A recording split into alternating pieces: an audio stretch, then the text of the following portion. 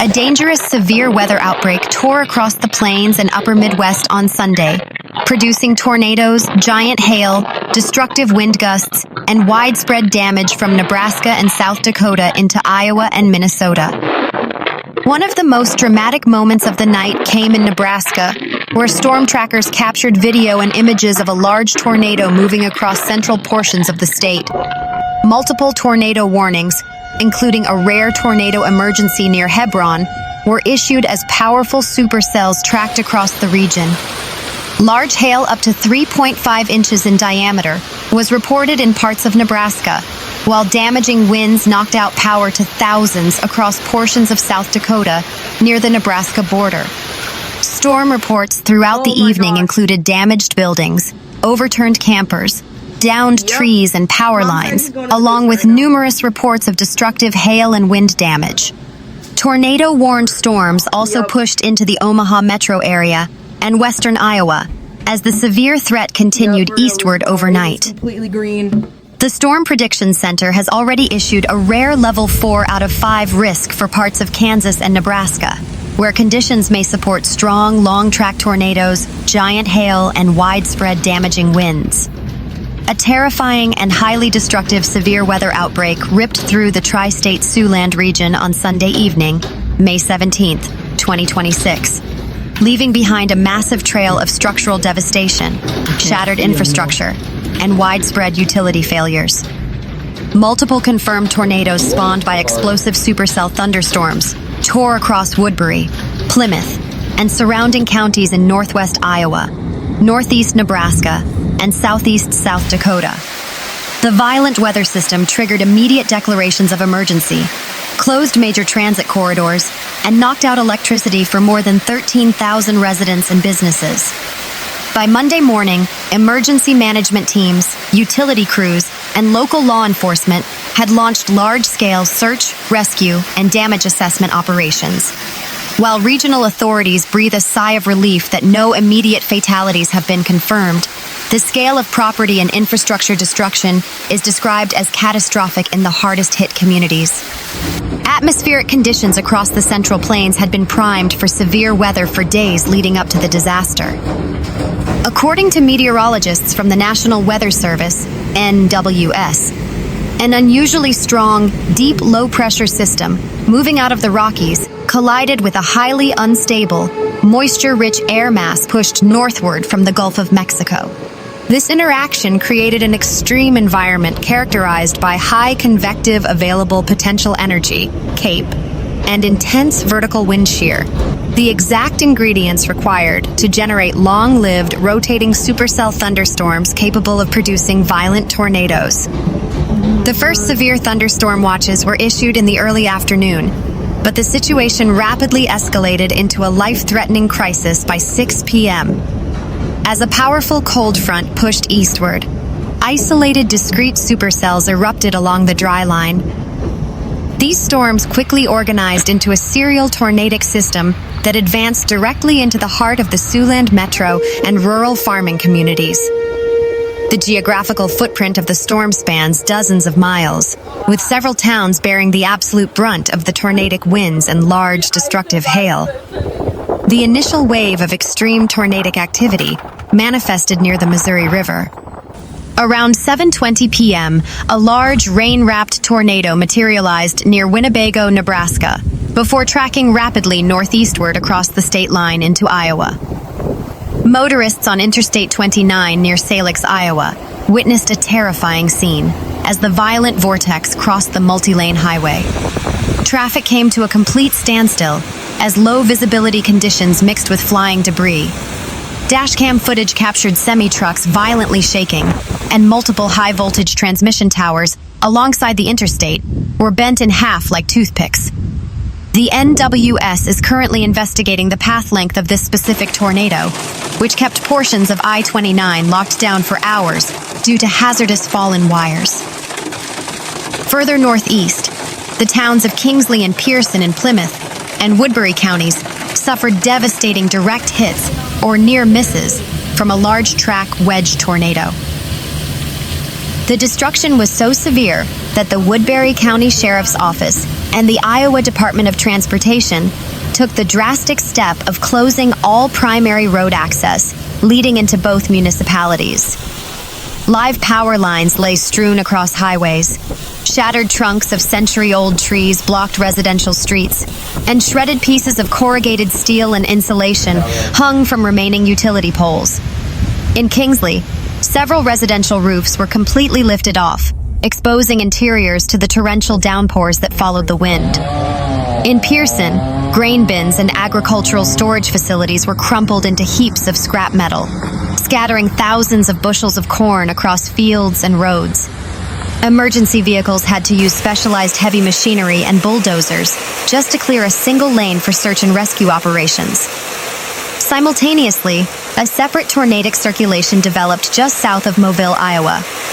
Spotters and radar data confirmed a multi-vortex tornado on the ground, slicing through rural farmsteads. While it managed to bypass the densest residential blocks of Mobile, several agricultural properties suffered total losses, with barns completely flattened and heavy farm machinery tossed dozens of yards. In neighboring Lawton, panic ensued as sirens wailed and a massive illuminated funnel cloud was spotted churning dangerously close to the town limits. Residents hunkered down in interior basements and storm shelters. Miraculously, the circulation lifted slightly as it passed over the immediate town area, preventing a catastrophic high-density casualty event. Though severe straight-line winds still inflicted heavy roof and window damage across local neighborhoods, the urban core of Sioux City did not escape the wrath of the system. While the most intense tornadic vortexes remained slightly east and south of the downtown district, the city was battered by intense straight-line winds exceeding 70 miles per hour, blinding rain, and microbursts. The Morningside neighborhood experienced intense localized chaos. Hundreds of massive trees were uprooted, crushing parked vehicles and smashing through the porches of historic homes. Simultaneously, a severe infrastructure failure occurred when a primary city water main ruptured under the stress of the shifting ground and storm dynamics. Witnesses reported a massive geyser of water erupting into the air, reaching heights equivalent to a 4-story building. This caused instant flooding on local streets and prompted public works crews to rush into the storm to isolate the breach. The sheer kinetic force of the storm dealt a crippling blow to the regional energy grid. At the peak of the storm on Sunday night, utility tracking websites and local providers reported that well over 13,000 customers were entirely without power across Siouxland. Mid-American Energy deployed hundreds of technicians, line workers, and support staff from surrounding districts to assist with the monumental recovery effort. However, officials warned that due to the complexity of rebuilding snapped high-voltage transmission towers, residents in rural pockets near Kingsley and Pierson could face an extended multi-day blackout. We are looking at an infrastructure rebuild, not just a simple refusing of lines, a utility spokesperson stated early Monday morning. The storm physically erased segments of our distribution network in rural Woodbury County. As the storms cleared toward the east late Sunday night, a massive mutual aid response was activated. Fire departments, EMS units, and law enforcement agencies from across Iowa, Nebraska, and South Dakota converged on the impacted zones. First responders faced extreme perils during the initial golden hour of rescue. Responders had to navigate pitch-black environments compromised by live, sparking electrical wires, ruptured natural gas lines, and sharp structural debris. In several rural locations, emergency personnel had to conduct door-to-door welfare checks on foot because roads were utterly impassable for ambulances and fire trucks. The American Red Cross quickly established a primary emergency shelter at a local school gymnasium in Sioux City to provide a safe haven, warm meals, and medical supplies for displaced families. Additional localized staging areas were set up in Kingsley to distribute bottled water, tarps, and emergency generators. Despite the terrifying violence of the weather system and the extensive physical ruins, early medical reports bring profoundly welcome news. As of Monday afternoon, there have been no confirmed fatalities or critical injuries tied directly to the tornadoes. The National Weather Service and local media outlets provided continuous, highly accurate radar tracking and aggressive alerts, giving residents up to 20 to 30 minutes of lead time to seek hardened shelter. In a tornado. Siouxland residents, well accustomed to the volatile nature of Great Plains spring weather, took the warnings seriously, immediately moving to basements, storm cellars, or reinforced interior rooms. Because the heaviest tornadic tracks occurred on a Sunday evening, most families were already at home together, avoiding the complications of school evacuations or heavy rush hour transit. While the immediate tornadic threat has moved out of the Siouxland area, meteorologists warn that the region is far from completely safe. The broader weather system remains highly volatile as it advances further into the Midwest. The National Weather Service continues to keep a close watch on the region.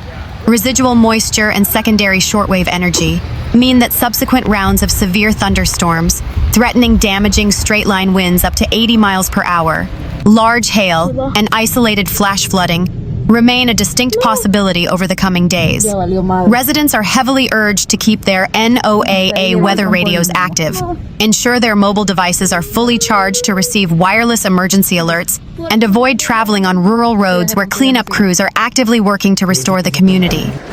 The road to full recovery for Kingsley, Pierson, Salix, and Sioux City will undoubtedly be long and costly, but the resilient spirit of the Siouxland community is already shining through as neighbors join forces to clear debris and rebuild their historic towns.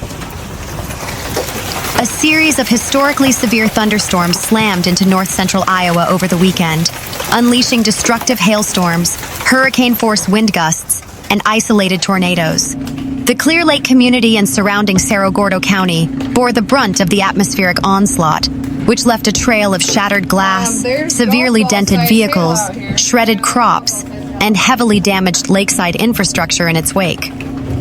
Local emergency management officials have described the storm as one of the most volatile and rapidly intensifying weather events the region has witnessed in recent decades.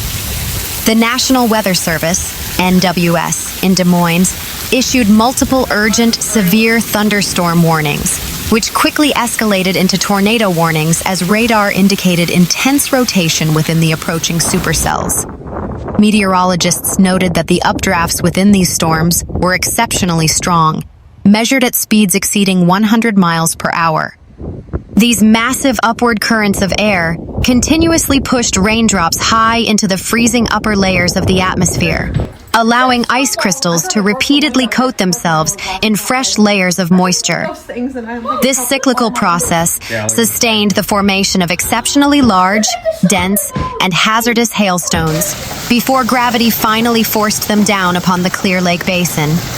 As the core of the supercell crossed over Cerro Gordo County, residents reported a sudden, ominous darkening of the sky, followed by a deafening roar that many initially mistook for an approaching freight train or a tornado. Within minutes, golf ball to tennis ball-sized hail began pounding the landscape. Thousands of homes in Clear Lake, Ventura, and Garner suffered severe roof damage, with asphalt shingles pulverized by the ice. Siding on western-facing walls was riddled with holes, and hundreds of residential windows were completely shattered. Local auto body shops faced an immediate deluge of claims, as vehicles parked outdoors had their windshields smashed and body panels severely dimpled. Multiple dealerships along the local highway corridors reported near-total losses on their outdoor inventory. For local farmers outside the city limits, the timing of the hailstorm was catastrophic. Emerging corn and soybean crops were utterly shredded, leaving fields looking as though they had been mowed down, forcing many producers to immediately calculate the logistical and financial viability of replanting. While the hail caused massive property damage, it was accompanied by straight-line winds clocked at 70 to 80 miles per hour. The combination of heavy ice and violent winds proved too much for the region's infrastructure and natural landscape. At the Clearwater Campground, located just west of Clear Lake near Ventura, the storm nearly turned fatal. Violent straight-line winds tore through the heavily wooded recreational area, uprooting massive oak trees and snapping utility poles. Two large pull-behind travel trailers, camper models, were completely flipped over on their sides while the occupants were inside seeking shelter. Emergency crews rushed to the scene through blocked roads. Miraculously, despite the extensive structural crushing of the campers, no severe injuries or fatalities were reported. Occupants suffered only minor cuts, bruises, and severe shock, which first responders attributed to the fact that the victims were huddled deep within the interior, reinforcing structures of the trailers. Along the shores of Clear Lake itself, the high winds generated massive, turbulent swells.